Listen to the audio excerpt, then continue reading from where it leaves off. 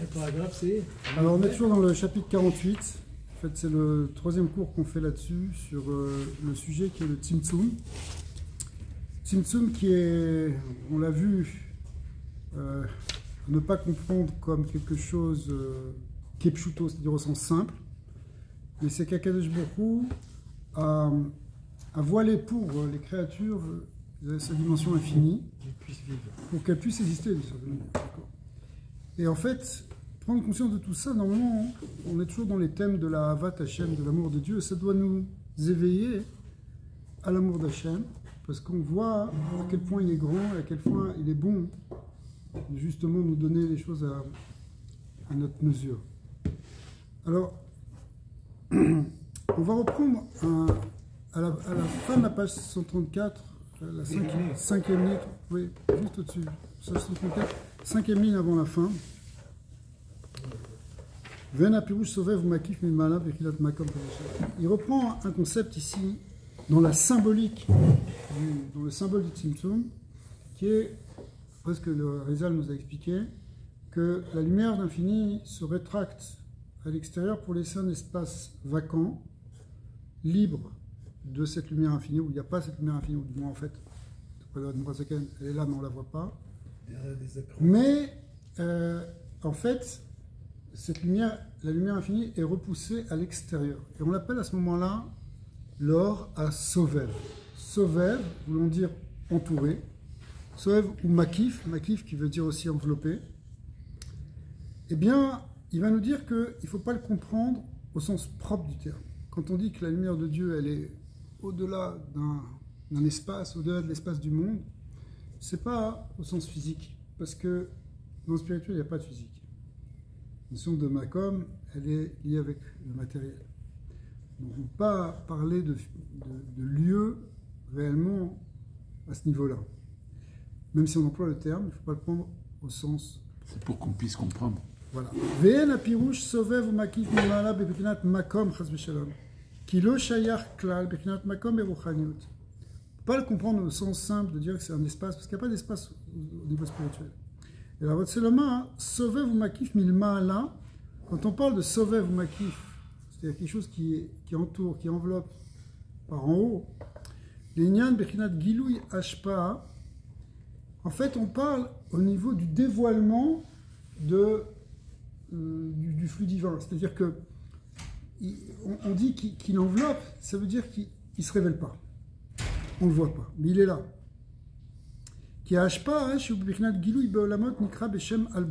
Parce que quand on parle d'une influence divine, d'une lumière divine qui descend dans le monde, on en parle dans le langage kabbalistique en parlant de Al-Basha, c'est-à-dire de habillement. La lumière de Dieu s'habille dans les mondes. Mais cette lumière-là, cette lumière infinie, ce Ensof à Sovev, on ne peut pas dire qu'il s'habille. Mais s'il rentrait vraiment, s'il était vraiment dévoilé, on dirait qu'il y a une Al-Basha Shemiklabeshet Be'olamot, qui aime Malbishim Masigim Ashpa'ash Mekabelim. Parce que quand il y a cette idée de s'habiller dans les mondes, ça veut dire que les mondes en ont une certaine perception. C'est quelque chose qui est à l'intérieur d'eux et qui ressentent. Comme par exemple, notre Neshama. Notre Neshama, la partie qui est incarnée de notre Neshama, même si on ne la voit pas, on ressent qu'on a une vitalité. D'accord ? Alors on dit à ce moment-là que cette partie de l'âme s'habille dans le corps.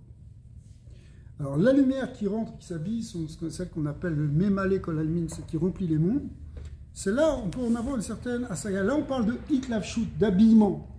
Mais en ce qui concerne cette lumière transcendante, infinie, qui était avant le Tzimtzum, mais qui est de l'autre côté justement de ce cercle, alors là on ne peut pas parler d'Al-Basha. Ouais. Si c'est... Alors, le terme est très intéressant ici. C'est une ashpa. Alors, ashpa, littéralement, c'est le mot qu'on vient de voir déjà plusieurs fois, ça veut dire une influence. Ouais. Une influence, ou on pourrait traduire aussi un influx, ce qui est la même chose. D'accord ? Qui a deux possibilités. Soit il est perçu, il est béguiloui, on perçoit une influence, on ressent, il y a une manifestation. Soit c'est quelque chose qui est totalement non manifesté, on ne perçoit pas. Et quand on parle de cette influence qui est là, mais qui n'est pas perçue, c'est là qu'on parle justement de ce Sovev que la nuit, quelque chose qui entoure les mondes. Donc quand on dit que ça entoure, c'est pas que c'est pas là, c'est que c'est là, mais que c'est pas perçu. D'accord? C'est très important. Alors, on avait déjà vu cette idée, mais il faut la reprendre parce que c'est une grande clé pour comprendre après la suite des textes de Chassidut. She'ena bebechinat giloui ela be'ester ve'elem. Elle est là, mais elle est cachée, elle est voilée. Ve'en ha'olamot masigi mota, les mondes ne l'aperçoivent pas. Dans ces cas-là, ena nikret mitlabeshet et la makefet ve'sovevet. Alors le terme qui est employé, c'est plus habillé, parce qu'habillé, on voit que c'est à l'intérieur, et qu'on en a une perception comme quand on voit un corps à travers un vêtement. Eh bien, ici, comme ce n'est pas le cas, on dit qu'au contraire, elle est makefet, c'est-à-dire la notion de makif, c'est quelque chose qui enveloppe, qui entoure, sovevet, qui entoure. Il car me'achar she'olamot em bebechinat gvul ve'tarkut. Alors maintenant, étant donné que les mondes, eux, ils sont soumis à la limite. Ouais. Quand on dit à la limite, ça veut dire qu'ils ont des limites. Ils sont soumis à la mesure. Les mondes, ils sont pas de l'ordre de l'infini.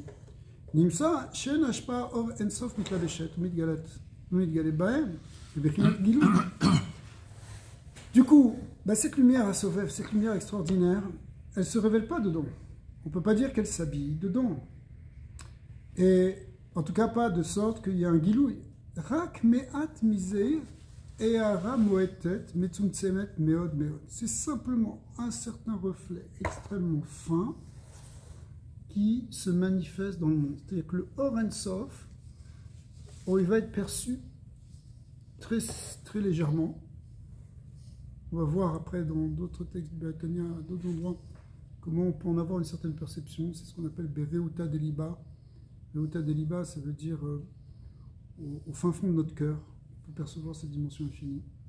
C'est pas par les sens, évidemment, c'est pas par la vision, c'est pas non plus par l'intellect. L'intellect, on peut le concevoir quelque chose de théorique, mais ça s'arrête là. On peut sentir. Alors, ressentir. Alors, on va parler de l'Ashgacha, c'est très bien. Garde cette question, on va en parler. Mais en tout cas, Rak me'ad mezir e'ara moetet mitzumset meod meod ve'ira kede le'achayutan bebechinat gvul ve'tarkut. Donc ce Or En Sof, il est là à minima pour donner la vitalité à tous les êtres, à tous les mondes. Parce que s'il n'y avait pas cette lumière infinie qui était là quand même, le monde n'existerait pas. Parce que toute la création, elle relève de ce qu'on appelle le Yesh Mi'ayin, c'est-à-dire que Dieu l'a fait exister à chaque instant. De rien. À partir de rien, c'est-à-dire à partir de sa lumière infinie.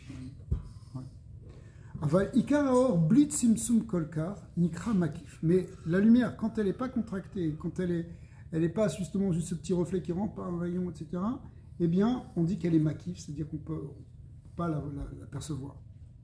Mais Achar chez En Hashpa Mitgalit Betocham, étant donné que son Hashpa'ato, son influence, ne se révèle pas dans les mondes. Mais Achar Shem Bebechinat Gvul Ve'Tarkut, parce que, évidemment, ils sont de l'ordre du fini, alors que cette lumière, dans son essence, elle est infinie. Donc il peut y avoir juste un petit reflet qui est au niveau, qui s'habille au niveau simplement des mondes pour leur donner un petit peu de vitalité, mais c'est tout. Ce petit peu étant énormément pour moi. Voilà, on ne peut même pas le percevoir directement parce que ce serait beaucoup trop. Alors, ce que tu disais sur la Hashgacha, c'est que la Hashgacha en français on traduit par providence. On voit qu'Akadosh Baruch Hu, il est là, il guide le monde. Alors pour nous, ça nous permet de savoir qu'il existe. Mais ça ne veut pas dire qu'on le perçoit avec les yeux. Tu vois un miracle, tu vas dire « Ah, c'est sûr qu'il y a Hachem ». Mais tu peux dire « C'est pas vrai, c'était la nature ». Coïncidence. D'accord ? Il y a toujours un libre arbitre. Pourquoi ? Parce que même s'il y a un dévoilement, si tu n'ouvres pas ton cœur, tu ne vois pas le dévoilement. Bon. Parce que quand même, ça s'habille dans quelque chose qui est le monde, même si c'est quelque chose de surnaturel. Comme quand on dit sur la mer Rouge, elle a été traversée, mais en fait c'est parce qu'à ce moment-là, il y a un vent, une marée, il y a un phénomène météorologique qui fait que... Ok, tu peux toujours dire ça. Mais en même temps, s'il y a des gens qui ont été témoins de ce miracle, qui ont témoigné dessus, tu peux comprendre aussi que c'est vraiment un miracle. Donc, l'Hashgacha, c'est une grande bracha pour nous. D'abord parce que l'Hashgacha, ça veut dire que Hachem nous protège, il intervient pour nous. Mais en même temps, c'est quelque chose qui nous permet justement d'en avoir certaines perceptions. Mais c'est pas... Garder un espoir. Oui, c'est quelque chose qui est construit la Emouna, la Hashgacha, bien sûr. La Emouna, c'est-à-dire la foi. Et donc l'espoir aussi. Mais, si tu veux, c'est encore qu'un reflet, justement, de ce Or Ein Sof. On en perçoit un petit peu, un tout petit peu. C'est pas... On perçoit tout... Si tu percevais vraiment l'infini Dieu tel qu'il est, tu ne tiendrais pas. C'est pour ça qu'Hachem, il nous le cache. Et comme l'image qu'on avait donnée la semaine dernière, c'est comme une lumière dont tu ne vois pas la fréquence, quoi. Ouais. En fait, elle est là. Hachem, il nous protège. C'est pas ça en plus. C'est pas ça qui est divin. La lumière qui va à l'infini. Oui, cette lumière, c'est pas que la lumière elle va à l'infini. Non, mais le speed of light, comment il s'appelle, la vitesse de la lumière, c'est tellement vite. Ouais. C'est ça, non? C'est le même type de lumière, non? Je sais que ça, on rentre sur le physique. Ouais, c'est-à-dire, écoute, c'est intéressant. Les Mekoubalim, ils ont parlé de ça. Ils ont dit, en vrai, on ne devrait même pas parler de lumière, parce que les lumières dont on parle, pour nous, c'est les lumières de Snéon, c'est les lumières d'Ok. Mais c'est marqué dans certains soirées qu'on n'a pas trouvé un meilleur symbole que la lumière pour expliquer ce dont on est en train de parler. De Dieu. Ouais. Donc, maintenant, c'est rentré dans le langage, on parle de la lumière de Dieu, etc. Mais en fait, c'est au-delà de la lumière. Oui, bien sûr. Donc après, bon, les propriétés de cette lumière-là, elles sont encore différentes. Elles ne sont pas limitées à la vitesse de la lumière connue. Mais en tout cas, Dafka, la notion de Ein Sof, c'est quelque chose qui est au-delà du définissable et donc au-delà du perceptible. Une des manières de définir le Ein Sof, c'est justement, et c'est ce qu'on est en train de voir d'une certaine manière, c'est l'indéfinissable, l'imperceptible. Parce que si c'est quelque chose que tu perçois, c'est qu'il y a déjà une limite. Bah, l'univers, il est infini. Il grandit à chaque fois. Ça ne veut pas dire qu'il est infini. Au sens, alors ça, on a déterminé dans ce jour que le terme de Ein Sof qui est employé dans les livres de Kabbalah, de métaphysique en général, c'est traduit en latin. C'est pas un terme qui désigne un ensemble immense et qui ne s'arrête pas. C'est pas ça. Parce que ça s'appelle pas l'infini. C'est toujours fini. C'est fini. Même si ça grandit de manière indéfinie, une nuance importante, même si ça grandit de manière indéfinie, ça reste quand même un ensemble d'étoiles, un ensemble de molécules. Hachem, il est au-delà de tout ça. Alors, c'est pas fini, c'est matériel. Non, mais même dans les mondes spirituels, même les mondes des anges, des forces spirituelles, ce sont des mondes qui sont finis. Parce que même si on n'arrive pas à compter toutes les légions d'anges, eh bien, malgré tout, elles sont encore de l'ordre du nombre. Même si c'est indénombrable, mais c'est de l'ordre du nombre. Okay. L'infini, c'est pour ça que c'est au pluriel. Quand on dit les légions, c'est quelque chose qui, justement, tu ne peux pas faire de distinction dedans. Et justement, juste pour prendre ce dernier point, le monde des anges, l'infini, je suis d'accord. Mais maintenant, l'humain, c'est un human construct, ça a été construit par l'humain. Que ce soit un juif, un Mekoubal, un non-juif, tu sais, quelqu'un a conçu ça de sa tête. Donc, c'est quoi l'argument contre ça? Je ne pense pas que ce soit quelque chose qu'on soit conçu. C'est-à-dire qu'au contraire, moi, ce que je comprends, c'est que la notion d'infini, c'est ce qu'on appelle le Moulin Rishon, c'est-à-dire l'axiome de base de toute réflexion, de toute pensée, toute la pensée, la Kabbalah, la métaphysique, la philosophie, en vérité, après, c'est un mot, c'est infini. Il faudrait développer pourquoi, mais parce qu'à partir de là, tout se construit. La traduction en latin qu'on a l'habitude de lire, qui est ex nihilo, c'est-à-dire qui est fait à partir du néant. Ex nihilo, c'est yesh me'ayin. Mais c'est pas infini. C'est pas l'infini. Infini, c'est Ein Sof. C'est deux concepts qui sont liés, mais qui sont différents. Il n'y a pas de fin. C'est pas ce que je veux du tout, c'est que ce soit l'homme le plus smart. Un machal basé, il faut prendre un peu d'autres mains marines. Un machal basé, il va donner une image, un machal, parabole. הנה הארץ הזו הגשמיות, אב שמלא כל הארץ כבודו. On dit sur la terre qui est physique, on dit que bon, la gloire de Dieu remplit toute la terre. Ouais. Qu'est-ce que ça veut dire? La gloire de Dieu remplit toute la terre. Quoi? Remplit quoi? Ça veut dire quoi? Quoi? Remplir toute la terre. Ouais. La terre, c'est bien gentil, mais c'est un morceau de matière, justement. Ok? Plusieurs couches, il y a un noyau, il y a du magma. Ok? Elle remplit toute la terre? La gloire? Alors, en fait, oui, mais il faut comprendre ce que ça veut dire. Veinu or ensof baruchu. De quoi on parle, Kavod Hashem? On parle du or ensof baruchu. La lumière infinie. Qui moi chez Katouv, allo et hashamim vetaretz animale neum Hashem. Effectivement, il y a un verset aussi qui dit, voilà, les cieux et la terre, je les remplis, parole de Dieu. Afal piken, en mitlabeshet betocha bebichnat gilui hashpa. Rak chayut meat mezeir bechinat domem et somer levad. Mais en réalité, le Kadosh Baruch Hu, c'est-à-dire quoi? Il donne un tout petit peu de vitalité qui permet la vitalité de la terre, c'est-à-dire les minéraux, les végétaux. Les minéraux, est-ce qu'ils ont une vitalité? Oui. Oui, mais c'est pas comme ça qu'on définit la vie dans le monde moderne. En général, la vie, c'est la vie biologique. Ouais. Mais La vie est en existence. alors, même le minéral, Oui. il a une vitalité. Oui. On va prendre un exemple dans... Au lieu de traduire par vitalité, pour donner un exemple, pour bien comprendre ça, on va dire énergie. On sait aujourd'hui que la matière, elle a une énergie. Au contraire, elle a une énergie énorme. Ouais. E égale MC2, n'est-ce pas? D'accord. Donc c'est une très grande... Gamma MC2, il y a une très grande vitalité, n'est-ce pas? Une masse.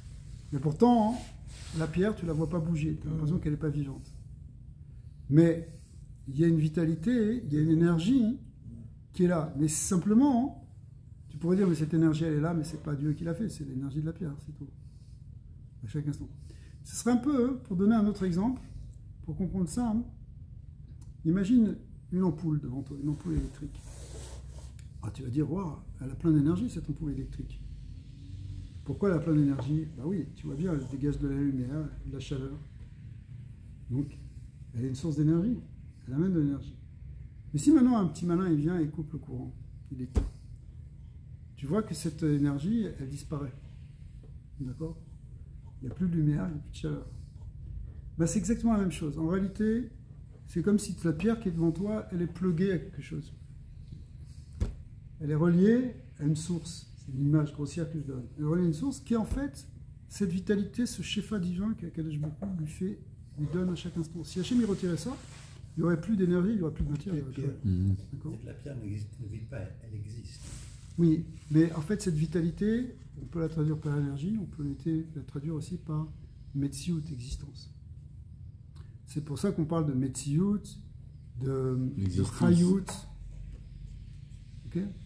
Mais c'est pour dire que cette Chayut, cette vitalité, cette Metsiout, elle lui vient du Or En Sof. Mais elle lui vient avec une petite énergie qui lui correspond. Je dis tout petit par rapport à l'infini divin qui est incommensurable. Hein? Ton ampoule électrique que tu branches sur du 110 volts, pas que tu mettes trop de puissance non plus. D'accord? Ben c'est pareil. Beaucoup, il nous donne une vitalité, et il donne une vitalité à toute la Terre. C'est ça ici que le Kavod d'Hachem remplit toute la Terre. En fait, parce qu'il donne avec ce petit rayonnement une vitalité à tous les éléments qui sont sur cette Terre. Et pas seulement, on a bien un autre verset qui nous dit, même dans tous les cieux, et non seulement dans toutes les galaxies visibles, mais aussi même dans les plans spirituels. Tous ces êtres-là ne trouvent leur vitalité que parce qu'il y a une source infinie, mais qui est Metsum Tsemet, qui est contractée pour en avoir juste le peu nécessaire pour donner cette vie. Et pas trop. Encore une fois, si tu mets du 2000 volts sur ta petite ampoule, elle ne va pas durer longtemps. D'accord ? Pourquoi on dit que la source du minéral, c'est la source la plus élevée? Alors, une des manières de l'expliquer, c'est parce que il y a plusieurs manières, mais c'est que, et c'est un paradoxe, c'est que la contraction de la lumière, elle est au plus grand dans le minéral. Ce qui fait que dans le monde d'en bas, la pierre, elle apparaît comme le plus bas. Tu as d'abord l'humain, ensuite tu as l'animal, tu as le végétal, et puis enfin, en compte, tu as le règne minéral. Mais dans la source, étant donné que pour produire cette pierre, il y a eu une contraction encore plus grande, alors du coup, ça en fait l'élément le plus élevé dans sa source. C'est comme un atome, non? Si tu casses l'atome, c'est une pierre. C'est pour ça, c'est ça l'idée de l'énergie qui est contenue dans la matière. Effectivement. En fait, Je rappelle que la bombe d'Hiroshima, c'est 1 gramme de matière qui a explosé. C'est une bombe qui pesait 6 kilos, mais en fait, la fusion ou la fission, elle s'est fait réellement sur 1 gramme.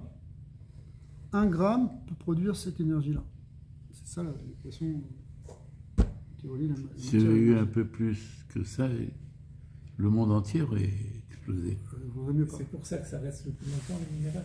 Les pierres, elles restent des... Mais en réalité, tu pourrais dire que même dans l'animal, dans les autres états, enfin, dans les autres règnes, tu as aussi de la matière qui contient aussi beaucoup d'énergie. En fait, nous aussi, on a énormément d'énergie. Mais la production qui permet l'expression de la pierre, c'est là où il y a eu la plus grande contraction. Et donc là où il y a la plus grande contraction, c'est là où il y a le plus grand potentiel, en fait. Quelque part, ça contient plus. C'est comme si ça tassait encore plus tassé. Le peu de lumière, mais il est plus tassé, mais il est encore plus fort. C'est une des raisons. C'est ce qui fait que la pierre est inerte à ce moment-là. Voilà, ouais, elle est inerte, c'est ça. De même, elle est silencieuse, c'est ça. Ouais, effectivement. Une autre manière d'expliquer aussi, puisque tu parles de ce sujet, c'est que ce que nous on voit dans l'ordre qui va de l'humain jusqu'au minéral, c'est dans ce monde-ci. Mais dans l'ordre de production des choses, dans le monde d'en haut, c'est comme un reflet inverse. Ça commence par, comme c'est marqué plusieurs fois dans Tania, ce qui est le plus haut se reflète dans le plus bas. C'est comme l'image qui est donnée, c'est comme si tu prends un lac qui fait un miroir. Eh bien, les objets qui sont hauts, tu les verras plus bas dans ton lac. D'accord ? La cime de l'arbre qui se reflète, elle se reflète plus bas visuellement. Dans la réflexion. Ouais. Donc le plus haut se reflète au plus bas. On vit dans un monde inversé par rapport au monde d'en haut. Donc dans le monde, si la pierre est au plus bas ici, c'est que dans sa source, elle est au plus haut. Donc ça, c'est la Kabbalah a développé ça. C'est pas le phénomène, ce n'est pas le principe de la photographie aussi. Ouais, peut-être. La vision à travers le. Ouais, à l'époque, ouais. Avant, c'est nous-mêmes. Ce qui est intéressant, c'est que scientifiquement parlant, les pierres, c'est des sédiments à la base qui se sont contractés justement avec une phase de pression dans les entrailles de la Terre. C'est à mettre en parallèle avec cette contraction. Et du fait aussi que tout ça sort un peu, c'est dans le même sujet. C'est pas grave. Le fait aussi que la pierre ce soit le niveau le plus bas, quand on arrive à révéler l'Okut dans ce niveau-là, ça permet en fait de faire descendre le divin dans le monde plus bas, et finalement c'est là qu'il y a la plus grande révélation. Par exemple, il y a une révélation de la lumière divine qui est plus grande dans le monde des anges, ou dans le Olam HaAtzilut, dans le monde supérieur. Dans le monde inférieur, il y a de moins en moins de révélations, parce qu'il y a de plus en plus de contractions. Mais même dans le monde inférieur de la matière, là où il y a le plus gros de contraction, on a dit c'est la pierre. Donc si on arrive à donner une certaine révélation à ce niveau-là, c'est comme si on a fait descendre la lumière au plus bas, donc en fait il y a le plus grand dévoilement. Parce que sinon le dévoilement est partiel s'il s'arrête dans les mondes supérieurs. D'accord ? Quand il descend jusqu'en bas, on peut dire que la lumière, la révélation divine est totale. C'est pour ça que finalement le Beth Amikdash il doit être en pierre, alors qu'au départ il est en matière végétale, en bois et en matière animale avec des tentures de peau. Ouais.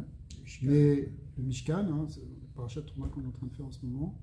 Mais après il va se solidifier petit à petit avec le Mishkan Shiloh, où il y aura déjà une base en pierre. Et puis avec le Beth Amikdash de Jérusalem, on sera complètement en pierre. Et même dans le troisième Beth Amikdash, il y aura même non seulement la pierre, mais même l'aspect encore le plus bas du minéral qui est le fer. Ouais. D'ailleurs, même scientifiquement, le dernier atome qui est créé, qui est expulsé des étoiles, c'est le fer. Le fer, c'est ce qu'il y a de plus parce qu'il vient en dernier dans la production des éléments. Mais et on voit ça. Alors bon, il y a d'autres raisons qui sont marquées dans les Nevi'im, parce que le fer qui est juste, mais tout est lié, parce que le fer qui est lié à quelque chose qui est apparemment négatif, puisque c'est ce qui est la lame, c'est l'arme. D'ailleurs, les premières utilisations du fer, elles ont été faites pour faire des lances et des outils de destruction, et bien finalement, elles vont être transformées en ces fameux charrues, ou bien dans le Beth Amikdash, quelque chose qui sera donc un support de la révélation divine. Donc même quelque chose qui était du mal va être finalement transformé en bien. Alors tout ça, c'est des choses qui... On voit par exemple que les Havot, ils ont établi des stèles et des pierres un peu partout où ils allaient. Avraham Avinu, Yaakov Avinu, ils ont consacré des pierres, les fameuses 12 pierres de Yaakov qui deviennent une pierre, après il a mis de l'huile dessus. On a fait le Beth El, la maison de Dieu. Oui. C'est quoi? Ça veut dire, c'est l'endroit de la révélation d'Hachem, parce que, ultimement, il faut que la révélation, parce que la lumière elle est là, on est en train de dire qu'elle est là en permanence dans toute la terre, mais le fait que, mais c'est pas révélé, c'est juste un tout petit peu comme ça, mais le fait que ça se révèle beaucoup plus, eh bien, ça doit descendre jusque dans la pierre. Donc eux-mêmes, ils ont commencé ça. C'était l'époque du néolithique, mais c'était comme ça qu'on amenait l'or aussi. Ça... Ouais, l'or, enfin tous les métaux, effectivement, qui font partie du minéral. Donc on voit Beth Amikdash avec de l'or, avec de l'argent et de l'étain. Et on voit ça aussi sur le pectoral du Kohen Gadol. Il y avait 12 pierres qui, elles, étaient précieuses parce qu'elles reflètent, etc. Donc il y a un inyan de faire descendre jusque dans la pierre. Alors c'est ce qui nous dit ici. Donc on est au milieu de la page. Mais la vitalité naturelle, au-delà, si vous voulez, de ce qu'on voit dans le temple, c'est que ça ne se révèle pas. Ça ne s'habille pas de telle sorte qu'on puisse vérifier, on puisse avoir un dévoilement de cet ashpa, de ce flux. On a juste un petit peu de vitalité qui donne le minéral, le végétal. Quand on dit un petit peu, encore une fois, ça ne veut pas dire qu'il n'y a pas un potentiel qui est beaucoup. Et de ce point de vue-là, eh bien, on peut dire que le Ensof, la lumière du Ensof, elle enveloppe, elle entoure ces mondes, selon la définition qu'on en a donnée, c'est-à-dire qu'elle ne se révèle pas. Même si elle est dedans. À tel point,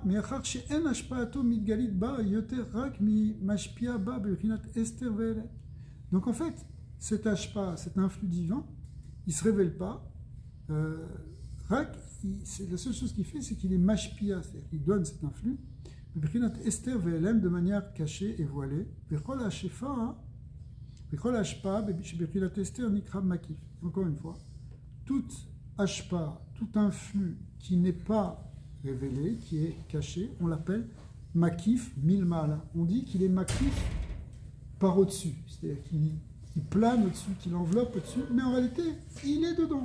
C'est une expression pour dire que, pourquoi on dit makif alors? Il n'est pas makif, il est pnimi, il est dedans. Pourquoi on dit makif? Parce qu'on ne le perçoit pas. Qui est alma deit kassia, c'est ce qu'on appelle le alma deit kassia, en araméen, c'est un du Zohar, qui veut dire le monde caché, kassia c'est-à-dire caché, ou les ma'ala et madrigat, mais alma deit galia. On dit qu'il est à un niveau supérieur par rapport au niveau du alma deit galia, du monde dévoilé. Le karev et la sechel. Alors, pourquoi on dit qu'il est makif? Parce qu'il est plus élevé dans sa nature. Le monde caché, le secret est toujours plus haut que le dévoilé. Ou les karev et la sechel. Il va nous donner quelque chose pour qu'on comprenne mieux intellectuellement. Yoter ou bederer machal. On va le comprendre encore une fois avec un machal.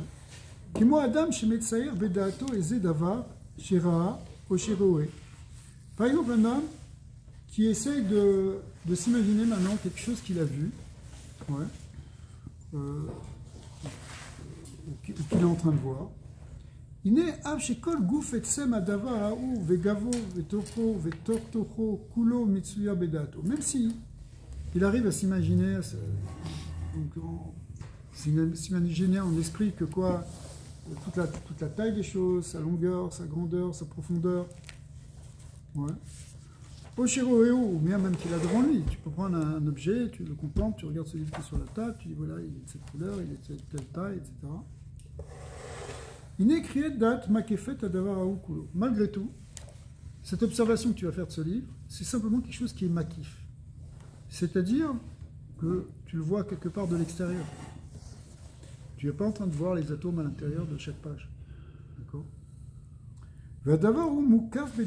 Alors on dit que c'est Mukaf Bedato, c'est quelque chose qui est enveloppé, qui enveloppe dans son esprit. Ou Marshavato. Rak Sheino Mukaf Bepoel Mamash. Mais quand on dit ça, c'est pas au sens propre, évidemment. Rak Bedzimion Marshavata Adam Vedato. C'est simplement au niveau de l'imaginaire, au niveau de la pensée, eh bien c'est quelque chose qui enveloppe ta pensée. Aval Akadosh Borou. Mais ça, c'est parce que nous, on est des hommes. Mais Akadosh Borou, cette perception de ce livre, cette perception de tout le globe terrestre, il est différent. Il perçoit les choses de l'intérieur. C'est pas quelque chose que nous, on peut comprendre. Sauf qu'on a une petite idée, par exemple, qui est très limitée par rapport à ce dont on est en train de parler, mais on a une petite idée par le fait que notre Neshama est enveloppé dans notre corps. Donc, par exemple, on peut ressentir notre corps. Ouais. On peut le ressentir même si c'est pas... On te dit que tu as 5 sens, notamment les yeux, l'ouïe, etc. Mais est-ce que ton ressenti de ton corps, c'est encore un autre sens. Alors imaginez à Kadosh Baruch Hu sa perception qu'il a de tout l'univers, ou de la Terre. Il perçoit tout de l'intérieur, beaucoup plus que nous, on perçoit notre corps, évidemment. Mais ça veut dire qu'il a une perception de l'intérieur vers ça. Avant la Kadosh Baruch Hu directive B, Kilo Marchavota et Marchavoteka. Mais pour ça, il faut comprendre qu'il y a Kadosh Baruch Hu. Et sa perception, son intelligence, sa pensée, etc., elle n'a aucun rapport avec la nôtre. Sa connaissance du monde, elle est complètement différente. Aré, Marshavato, Vedato, Shiyodea, Kol Anivraim, Makefet Kol Nivra. Alors lui, on peut dire qu'effectivement, la connaissance qu'il a de chaque créature, c'est que ça enveloppe toutes les créatures complètement. Kol Nivra, Venivra, Mirosho, Veatarta, Tartito, de haut en bas, il connaît chaque créature. Vetoro à l'intérieur de lui, Vetortoro même dans l'intériorité de son intériorité. C'est-à-dire, Akadosh Baruch Hu, il peut tout percevoir, même dans ce qui se passe dans chaque atome. Non, en fait, les pensées. Alors, Akadosh Baruch Hu, c'est pas le monde, mais le monde, il fait un avec Dieu, sauf qu'on le voit pas. Comment est-ce que c'est le Rambam connaissant? Alors voilà, on y arrive justement. On va voir comment le Balatania il va relier ça avec la Kabbalah. Chazak. À Kol Bepoel Mamash, et lui, c'est de manière concrète, directement, c'est pas un machin, il perçoit tout. Maintenant, qu'est-ce que ça veut dire qu'il perçoit? Nous, on n'a pas d'idée parce que notre perception, elle ne peut pas se comparer à la sienne. Les machins, alors voilà, Kadour Haaretz, tu prends le globe terrestre, à l'azou, sur lequel on est, Arei Yediato Idbar, Makefet Kol Ovi Kadour. Donc, Hachem, et sa connaissance, elle enveloppe, y compris toute la profondeur, toute la largeur, toute la profondeur de cette terre. D'accord? Vekol Asher Betoro, tout ce qui est à l'intérieur. Vetortoro, mamash complètement à l'intérieur. Atartito, de haut en bas, jusqu'au centre de la terre, il perçoit tout. Akol Bepoel mamash, c'est de manière permanente et effective. Shere Yediazu Ichayut Kolovi Kaduraretz. Et là, on arrive à un point intéressant. C'est que, justement, cette connaissance que Dieu il a de ce Kadour Haaretz, c'est sa vitalité, ce Kadour Haaretz. Ce globe terrestre, il vit que parce qu'il y a justement cette connaissance de Dieu qui est en lui. Ouais. Kolo ve Kadour Haaretz, kulo ve itavuto me'in le'esh. Et c'est ça aussi qui le fait exister, cette connaissance de Dieu. C'est ça qui le fait exister à chaque instant. Rak shelo hayam itave Kamot sheu ata baal gvul vetachlit vechayut moetet meod kede bechinat de même vetsomea. Simplement, il le fait simplement exister, simplement, c'est-à-dire Dieu le fait exister et il le fait exister que au niveau de ce qu'il est, c'est-à-dire effectivement de minéral, de végétal, etc. Donc, cette connaissance de Dieu, c'est la Chayut qui fait exister à chaque instant Yesh Me'ayin Ex Nihilo, tout ce qui existe sur Terre et tout ce qui existe à l'intérieur de la Terre. Ça veut dire ça. Alors, justement, on y arrive. Cette connaissance. C'est ce qu'on va arriver. Nous, on avait parlé de cette lumière de l'Ensof. Est-ce que c'est sa connaissance? C'est pas sa connaissance? Imlo à l'idée, mais pour ça, ce ne serait pas possible pour arriver à que ce soit juste à ce niveau qui fait que c'est du minéral ou du végétal. Il faut beaucoup de contractions. Beaucoup de contractions de cette lumière divine. Imlo à l'idée tzimtzumim rabim ve'atsumim chez tzimtzemu aor ve'achayut chez nitlabesh bekadou haaretz. Donc cette lumière, il a fallu qu'elle se contracte énormément pour arriver à être au cœur de ce kadou haaretz, de cette sphère terrestre. La chayoto, les kaimo, pour la faire vivre et pour la maintenir, bebechinat gvul ve'tarklit, avec des limites. Bebechinat domem soméar, qui sont les limites du végétal, de l'animal, du minéral, pardon. Bilvad. Ariyidiato yidbara amiyuchetet bemauto ve'atzmuto. Et c'est quoi, hein? C'est en fait cette connaissance qui est unifiée avec son essence. C'est-à-dire que la connaissance que Dieu il a, c'est lui-même en même temps. Ouais. Kiu amada veu ayodea veu ayadua. Fameuse sentence qui est marquée dans le Rambam, il cite ici Maïmonide, qui dit que Dieu, il est la connaissance, il est celui qui connaît et il est ce qui est connu. Le Maharal de Prague a refuté cette expression du Rambam. Il a dit, c'est pas possible, Dieu on ne peut pas le limiter à une connaissance. Il est bien plus que la connaissance. Le sens de Dieu dépasse tout. La connaissance ultime. Alors, il a dit, limiter Dieu à un sechel, à un intellect, c'est limiter Dieu. Tu ne peux pas définir Dieu comme une intelligence, l'intelligence suprême absolue. Il a cette intelligence, mais tu ne le limites pas à ça. Ça, c'était l'argument du Maharal. Alors, regardez comment va la Tania, hein. Il va être métaretz. Ça, en réalité, hein, c'est qui kulam nimtsaim me amitato idbar. Tout ce qui existe, ça vient effectivement. Pardon, j'ai sauté. Ki ou amada vu yodea vu ayadua ou beyidea tsmo. Alors, se connaissant lui-même, yediyat atzmo, en se connaissant lui-même, qui viachol, c'est une manière de parler évidemment, parce que qui on est pour parler de Dieu. Yodea kol anivreim, c'est comme ça qu'il connaît toutes les créatures. Velo beyedia shechutz mimeno ki yediyat adam. C'est pas une connaissance de quelque chose qui est à l'extérieur de lui, comme nous. Si je veux connaître ce livre, cet objet, je le connais de l'extérieur. Donc, je peux pas réellement rentrer dans la compréhension de chaque chose, enfin, dans la connaissance de chaque chose. Ça va être quelque chose qui va être makif. Mais lui, Hachem, c'est makif complètement dans tout. C'est-à-dire qu'il perçoit tout, il enveloppe tout, parce que c'est comme si, en se connaissant lui-même, il connaît tout. Ok? Qui kulam nimsaim et amitato idbar. Parce que tout ce qui existe par lui. Donc, c'est en se connaissant lui qui connaît tout ce qui existe, puisque tout ce qui existe vient de lui, est en lui, et par lui. Et lui. V'davar ze en beyecholet ha'adam le'asigo al-burio. Je répondrai à ta question après. V'davar ze en beyecholet ha'adam le'asigo al-burio. Ah, ça, c'est pas quelque chose qu'on peut comprendre jusqu'au bout. Parce que, évidemment, c'est ce qu'on a dit dans ce passage, que mes pensées ne sont pas vos pensées, c'est-à-dire que c'est absolument incomparable la connaissance de Dieu avec notre connaissance à nous. La connaissance, elle va rester toujours extérieure à un objet. Lui, il connaît tout, puisqu'il fait tout, il est dans tout, il fait tout exister. Mais en même temps, le limiter à ça, c'est un problème. Et c'est ça le problème du Maharal. C'est-à-dire que tu ne peux pas limiter Dieu à être simplement celui qui connaît dans l'univers. Il est même bien au-delà de l'univers. Alors ici, il y a une petite astérix. Donc on va lire l'obélix. C'est marqué dans la Haga, Ukemoshe Katav Rambam Zal. Donc effectivement, la source de ça, c'est Maïmonide.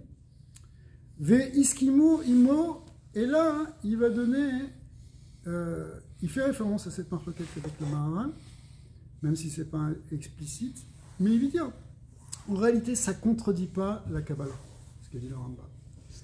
Ve'iskimo imo chochmei Kabbalah, et les maîtres de la Kabbalah, eh bien, ils ont été d'accord avec le Rambam, que Moshe Katuv ve pardes me Ramak. Effectivement, le Ramak, dans le Rabbi Moshe Cordovero, le ramène dans le Pardes Rimoni. Vechen eita lefi Kabbalat Harizal, et aussi d'après le Harizal, besod at simtsum veitlavshut orod bekelim ke Moshe Katuv leil perek bet. Donc le Harizal explique que oui, le Rambam il a raison, mais il faut le comprendre comme étant l'or en sof, qui s'est d'abord contracté dans des sphirotes et dans des kélim, et qui à ce niveau-là est celui qui est Yodéa et Takol. Il fait référence au Perek Bet, et là-bas dans le Perek Bet, il ramenait aussi une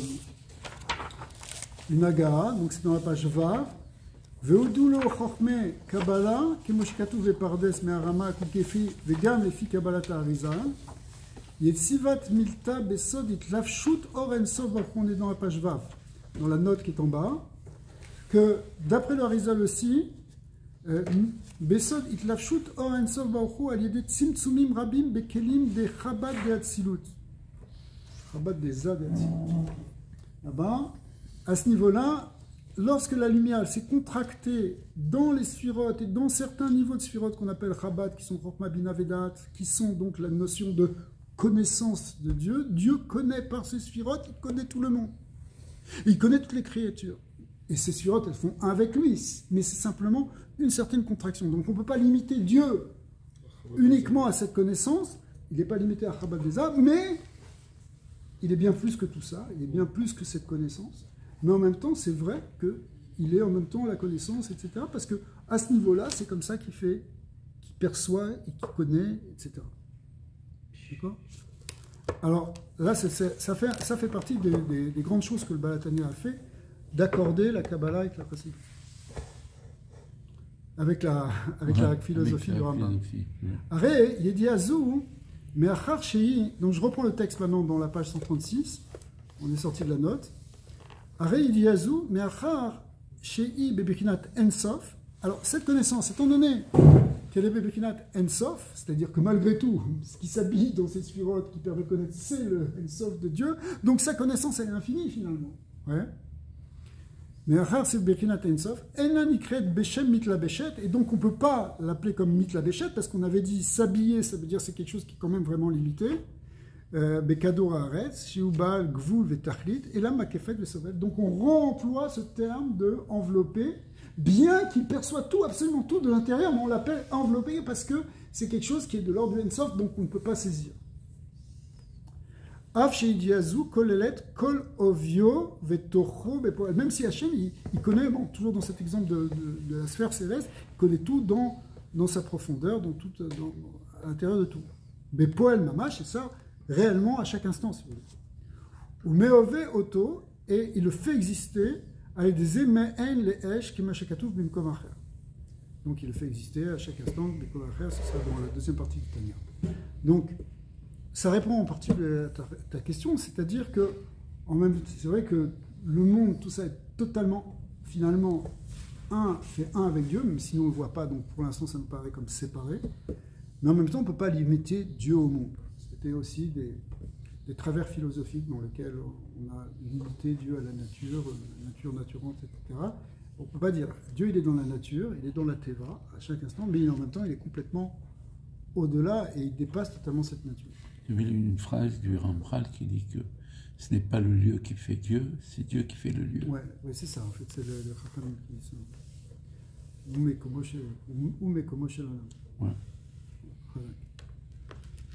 Alors voilà, donc ce qu'on a vu donc, dans ce chapitre 48, eh bien en fait, c'est cette notion de Tzimtzum qui explique qu'à la fois Akadosh Baruch Hu il est infini, en même temps il est dans tout, mais simplement on ne le perçoit pas dans tout, c'est ça l'idée de Tzimtzum, c'est qu'en fait on ne le perçoit pas partout, même s'il est là complètement. Alors ça c'est il avait introduit le chapitre par les mots Vine Kasher Idbonen Amaskil Begadlut Ensof.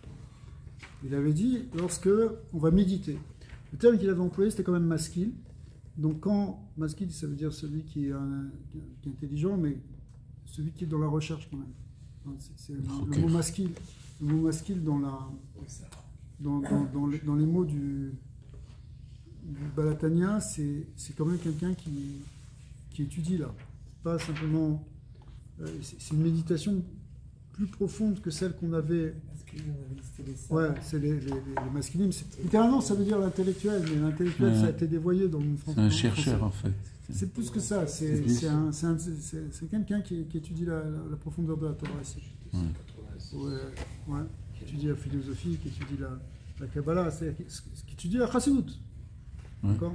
C'est-à-dire que les autres méditations, par exemple la méditation précédente qu'on nous avait proposée, qui était celle de savoir que puisqu'Hachem nous a fait tellement de bien, il nous a sortis d'Égypte et il aime son peuple finalement, même si on traverse tout ce qu'on traverse, mais en fait on sait qu'il nous aime, bien ça éveille un amour en nous pour Hachem, d'accord, puisqu'on sait qu'il nous aime, donc c'est comme l'effet miroir. Si on sent que quelqu'un de grand il t'aime, alors ça ne demande pas d'être forcément quelqu'un qui étudie les profondeurs de la métaphysique.